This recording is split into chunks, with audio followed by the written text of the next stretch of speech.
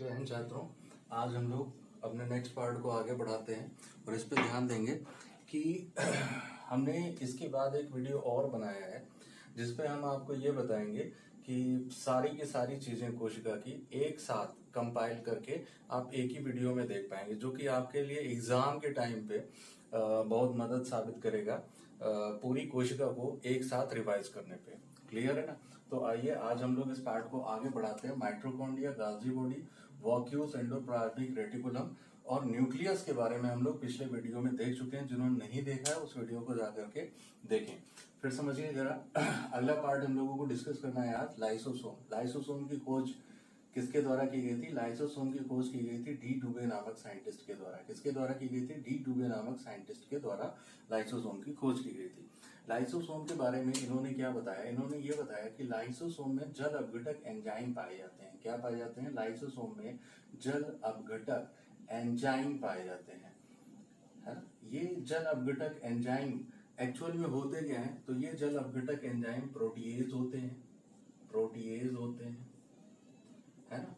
Ribo nuclease होते हैं, ribo nuclease होते हैं और डीऑक्सी राइबो न्यूक्लिएज होते हैं, डीऑक्सी राइबो न्यूक्लिएज होते हैं। ठीक है ना? किसकी बात कर रहे हैं हम लोग? हम लोग बात कर रहे हैं नेक्स्ट पार्ट की, लाइसोसोम की। क्लियर? जिसके बारे में किसने बताया था? डी डुबे ने। और क्या बताया कि इसमें जल अपघटक एंजाइम पाया जाता है।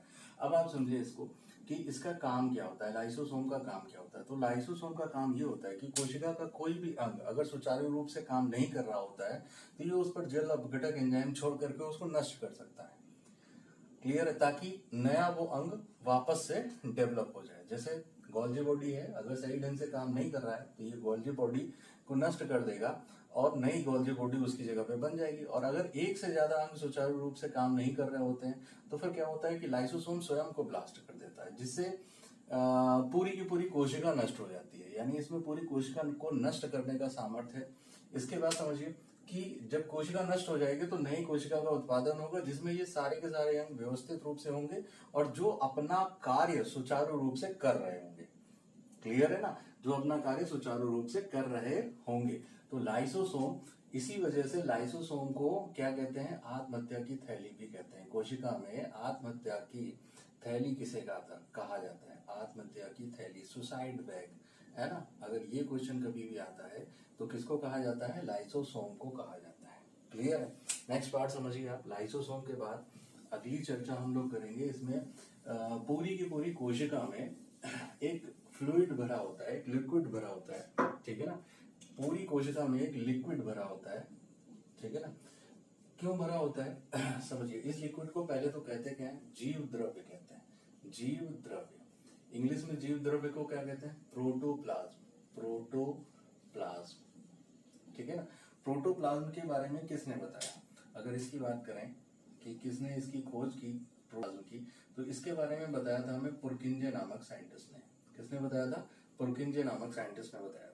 प्रोटोप्लाज्म एक्चुअल में होता क्या है? प्रोटोप्लाज्म केंद्रक में होता है ना? कोशिका के केंद्रक में यानी कि न्यूक्लियस में पाया जाता है, तो उसको केंद्रक द्रव्य, है ना, या न्यूक्लियोप्लाज्म कहते हैं इंग्लिश में।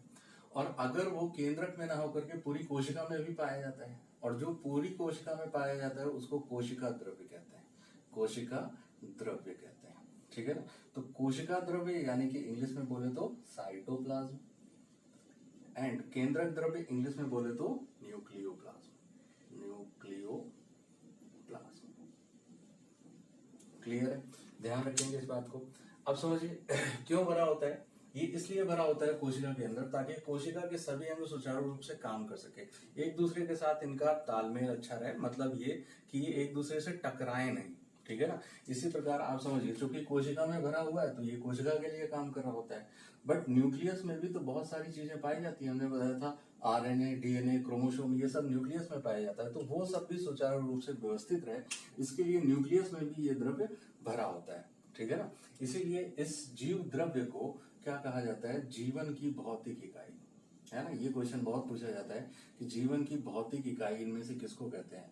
तो जीवन की भौतिक इकाई किसको कहा जाता है? जीव द्रव्य को कहते हैं, प्रोटोप्लाज्म को कहते हैं। क्लियर है? नेक्स्ट पार्ट के बारे में समझते हैं आगे हम लोग। प्रोटोप्लाज्म के बाद आगे चले अगर तो कोशिका में पाया जाता है सीलिया एंड फ्लैजिला। क्या पाया जाता है बच्चा? Cilia and flagella, cilia and flagella. हाँ समझे ना? अब समझिए cilia and flagella, cilia and flagella ये क्या होते हैं? कोशिका में बाहर ये पाए जाते हैं, बाहर पाए जाते हैं। सबसे इंपॉर्टेंट बात, अंदर ये उपस्थित नहीं होते हैं। और इस प्रकार महीन पतले बाल के समान क्या होती है? संरचना होती है। क्लियर है? तो जो छोटी संरचना होती है, छोटी संरचना उसको कहते हैं सीलिया, और जो बड़ी संरचना होती है उसको कहते हैं फ्लैजिला। क्लियर है? अब आप समझिए कि सीलिया और फ्लैजिला का काम क्या होता है। इसका काम होता है कोशिका को गति प्रदान करना, कोशिका को गति प्रदान करना। यानी कोशिका अगर एक स्थान से दूसरे स्थान पर मूवमेंट करती है तो किसकी मदद से करती है? इन्हीं सीलिया और फ्लैजिला की मदद से करती है। और नेक्स्ट काम क्या होता है इनका? नेक्स्ट काम ये होता है कि कोशिका में कोशिका के आसपास, कोशिका के आसपास अगर कोई पोषक पदार्थ मौजूद होता है, पोषक पदार्थ उपस्थित होता है तो ये उसका अवशोषण करती है, तो ये उसका अवशोषण करती है। और अवशोषण करके किसको पहुंचाती है? भाई कोशिका को पहुंचाती है ना? ये कोशिका के लिए जरूरी हो सकते हैं पदार्थ, इसलिए आसपास के आवश्यक पोषक पदार्थों को कोशिका तक पहुंचाने की जिम्मेदारी किसकी होती है? सीलिया और फ्लैजिला की होती है। क्लियर है? नेक्स्ट अगले पार्ट पे चलते हैं। देखिए हो सकता है थोड़ा सा तेज हो तो आप लोग इसको बार बार पॉज करके देख सकते हैं, नोट कर लेंगे, बहुत अच्छा रहेगा, है ना? बार बार देखने की जरूरत नहीं पड़ेगी, आपकी कॉपी में मौजूद हो जाएगा सब कुछ।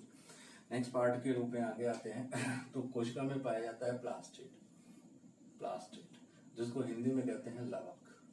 क्या कहते हैं? लवक। सबसे इंपॉर्टेंट बात, ये केवल पादप कोशिका में पाए जाते हैं, यानी कि ये जंतु कोशिका से इसका कोई भी लेना देना नहीं होता है।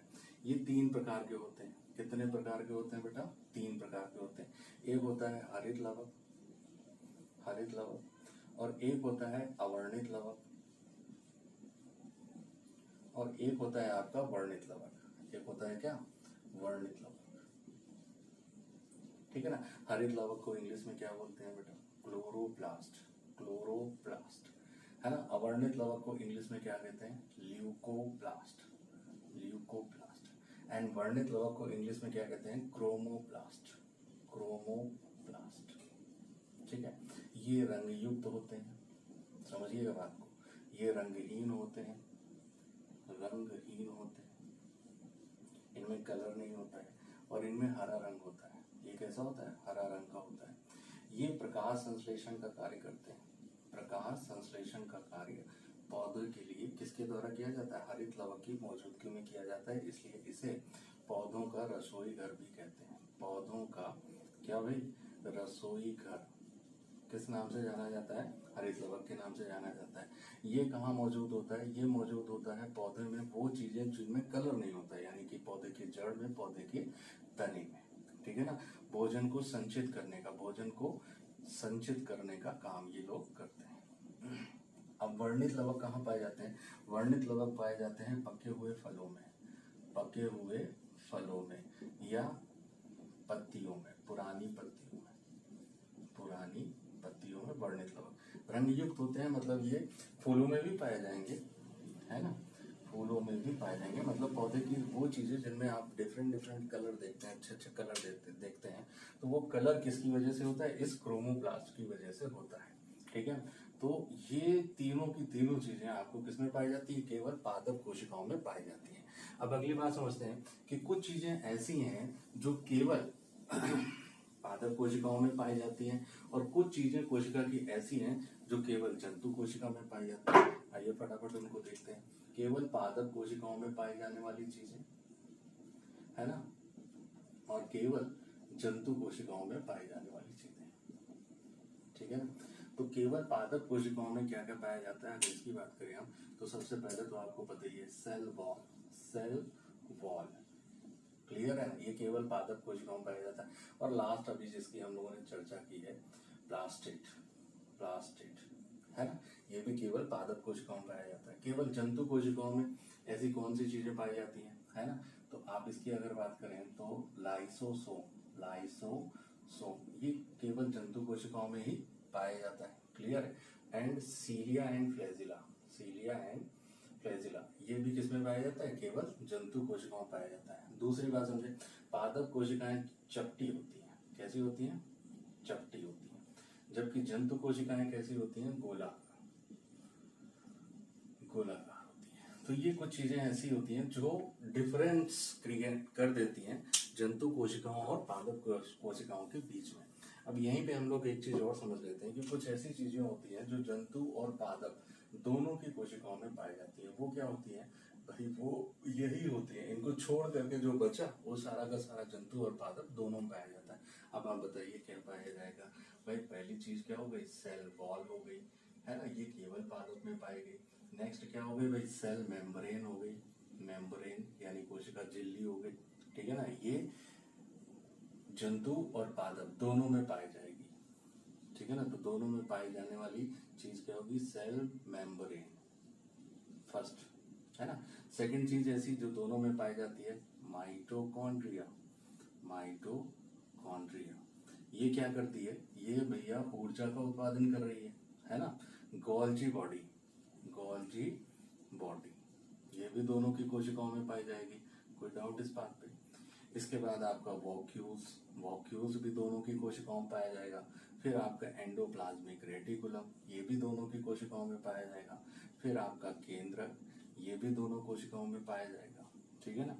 लाइसोसोम ये आपका पाया जाएगा केवल जंतु कोशिकाओं में, क्लियर है ना। तो इतनी चीजें हैं जो दोनों की कोशिकाओं में पाई जाएंगी, आप याद रखें, क्योंकि यहाँ से क्वेश्चन ये बन जाता है कि बताइए इनमें से कौन सी ऐसी चीज है जो केवल जंतु कोशिका में पाई जाती है, इनमें से कौन ऐसा जो पादप में पाया जाता है ना। तो उस टाइप के क्वेश्चन करने के लिए आपको ये सारी चीजें याद होनी चाहिए। हाँ एक बात सुनिए, हमने स्टार्टिंग में भी ये बात कही थी कि आप लोगों के लिए हम एक पूरा कंपाइलेशन तैयार कर रहे हैं जिसमें हम आपको बताएंगे इस पूरी की पूरी कोशिका को फास्टली आप याद कैसे कर सकते हैं, ठीक है ना। एग्जाम टाइम पे इसका रिव्यू, एग्जाम टाइम पे इसका रिवीजन कैसे कर सकते हैं, क्लियर है। तो ध्यान रखेंगे, नेक्स्ट वीडियो में हम लोग मिलते हैं, बहुत जल्द, धन्यवाद।